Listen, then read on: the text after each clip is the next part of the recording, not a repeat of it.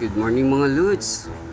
Sa karon makita ninyo dagantag mga nakita na bato, tapos na murag sa man namilit sa bato kadaghan. Pero di ay kini ang ilang pamaagi para padaghan sila og ginatawag nilang talaba. So diri kini siya makita nato ni siya sa Shelton Beach Resort. Kapit sa may punta tayo diri sa Bacolod. Nga nilang kasimple ilahang pagpadaghan sa mga talaba na siya. So hubas na siya nga nung nakaadto ta dira, nakaduol ta. Nakita ta sila hang talabahan. Ba dagat yung mga bato.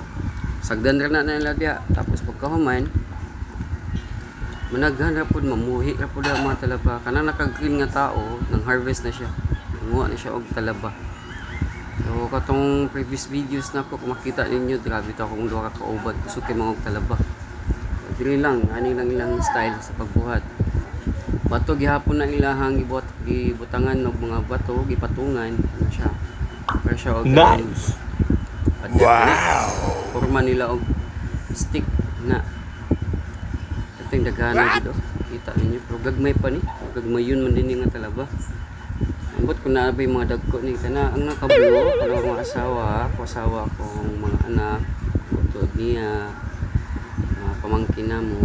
So extended birthday celebration sa akong anak ni Kaiser. Kada diba makita po din nyo atong pangano dinod kayo wala na dagko. So muna ako kanang resort kami nagbaba sa katong hagdanan.